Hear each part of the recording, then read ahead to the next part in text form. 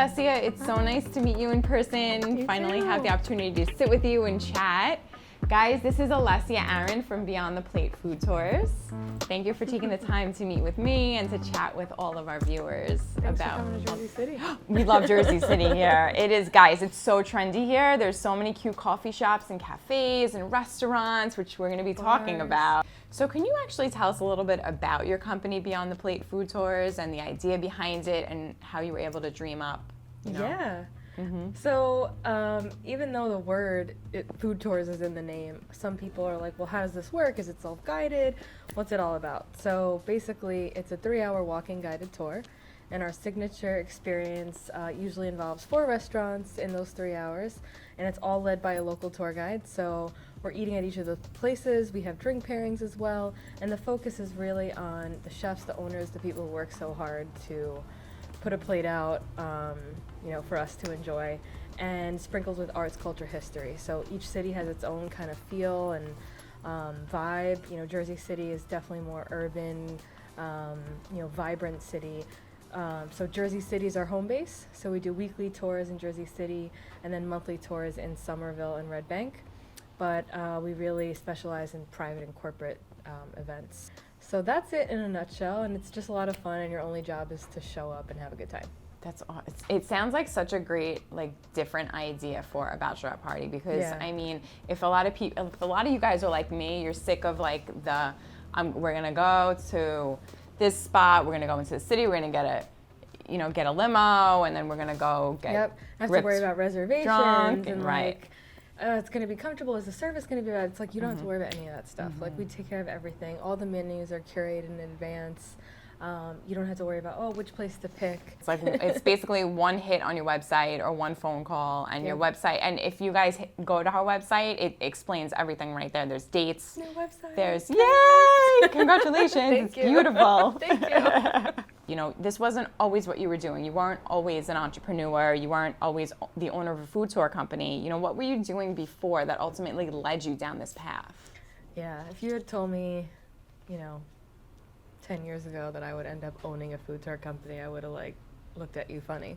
I was the pickiest eater when I was younger, number one. Number two, I graduated with a degree in journalism once I moved to a city and realized how amazing food was. That opened up my palate a lot. Worked at Hale and Hardy, worked at Yelp, and as great as the company might have been, I just hated what I was doing. And it was one of those just life-changing moments, a terrible phone call with a customer, and I just was like, I hate this. I absolutely hate this. I was like, I gotta change something. So I went in the next day and basically quit. I talked to some friends who had backpacked South America. Maybe 2 weeks later, booked a trip to Peru, and 2 weeks later left. And it was the craziest, coolest decision I ever made, and it changed the course of my life. Ultimately led me to where I am now, but long story short, came back, was broke, so I started working in restaurants, right? Because the most humbling thing, everyone should work in a restaurant. And I started to just make connections with restaurant owners. And flashback to when I was working in corporate, I took a food tour in Seattle. And I was like, wow, this is a cool concept, I get to try a bunch of stuff. If I don't know the city, it's a perfect introduction. I get to pick the tour guide's brain. And that experience just stayed with me. So fast forward now, so that's years later, and now I start researching more food tours in other places. Every time I traveled, I looked for a food tour. Fast forward a couple months, and I started Garden State Food Tour. So that was my first food tour venture. Me and my ex-business partner Janice started Jersey Girls Food Tours together. We put a plan together and we looked at the models of other companies, but it wasn't working in Jersey at the moment. Got full-time jobs again, and I went into tourism marketing for Hudson County, and I got it because I was promoting the tours, which is cool. And it came to a point again where I had to make a decision between 2 full-time jobs. I just didn't have the leadership I was looking for in that full-time job. And so again, it was always just kind of pushing me towards that. I've always wanted to be my own boss. I've always been a little entrepreneur, little nail business in college. And so I was like, okay, the time is now again. It'll be 4 years in March that I'm full-time with Beyond the Plate. Beyond the Plate came, so I split with Janice, and I went solo with Beyond the Plate Food Tours.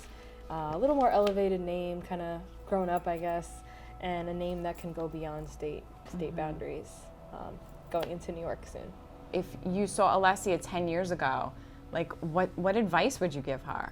10 years ago me, like I would just be like, just go for anything. Like just try anything. Fail faster, go through it, give yourself a chance, and forgive yourself, because it's much easier to get back up and running when you're younger. There's a little bit more at risk when you're older. So yeah, don't be scared. Keep going. It'll all work out. I guess, in your own case, do you feel like we live in this society, right, especially talking about living in Jersey City and in these city environments where, there's expectations, and especially since you're talking about different ages, like when you're younger, there's still an expectation upon you. Do you think that as an individual, the expectations of society places on us has pushed you to become better or kind of hindered you from going after and actualizing your goals? I think at first it hindered because I had a really good friend in high school who decided to go to college in Switzerland. And I remember wanting to go visit her, and my mom was just like, no, you can't go. Like as if it was this like crazy idea that my friend decided to go to school somewhere else.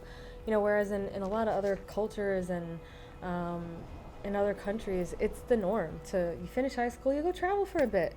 Right, they take that year. Just take some responsibility and discover what responsibility is and carry yourself in the world. Like, you're putting yourself in uncomfortable situations a lot, and we don't do that. And so then we wonder why kids are, having issues with drugs and all these other things. It's because we don't let them be kids, one. And two, it's just, you gotta explore and figure out who you are. I think it's hard to kind of like do something different than that. But once I did, then I was like, yeah, there's something else meant for me. And I think now we are fostering that a little bit more, but there's still a lot more we need to do to kind of foster. Yeah, the youth. Right? Yeah. Let them kind of go. Yeah. What are some words of wisdom that you could offer to somebody who might be watching this right now with their own dream or their own goal in mind, who doesn't really know what to do to get there? Number one, get a mentor. I think that it's so important to talk to people, and I'm really lucky I have like a really great support system. But without it, I don't even know where I would be. Careful of who you get to do that, right? Because some people will be like, you can't do that. That's not a good idea. But take everything with a grain of salt. Have you encountered that in your own experience? Oh, absolutely. Naysayers. Oh my God. So much that it's now to the point where it's like, it doesn't even faze me, because if someone is jealous or doesn't understand, they're gonna say things to put you down. So it's important to not let them get to you, and find people who are experts in what you're looking to do. So, send them an email with questions, set up a phone call, and that's what I did. I just realized there was this whole world of food tour owners out there, and I didn't even know. So it was really cool to feel like you belong to something and have resources to do that. So if you're just starting out, it's like you don't feel like you're alone. Second thing would be try and put as much structure around what your ideas are, so that when you do get stuck, or when you don't feel motivated, one day, it's like, because you're not going to feel that way every single day, but at least if you have the structure and you have the things in place that that you could just not even think about it. Sometimes you could just look back and say, okay, it's okay to have an off day, but you at least planned for those days and have that structure in place. So you've offered a lot of advice from your own experience, from building, Beyond the Plate food tours. If you had to sum your best word of advice into like one little moniker, what would it be? Fail fast, and if you don't know what it means, look it up. Perfect. Great advice for a very inspiring woman. On that note, thank you so much for your time. Oh my God, thank you. I had so much fun getting to know you. I can't wait to hang out with you again. Yes, please come on a tour anytime. Oh, yay. Okay, thank you guys for joining us. Again, thank you, Alessia and Beyond the Plate Food Tours. Thank you, Buzz, and everybody here at Snapdragon Coffee Shop and Cafe for letting us use the space, where I think you've done a lot of brainstorming here, right? And a lot of your work. Yeah. So thank you guys. And I guess we'll hang out again until next time. Woohoo.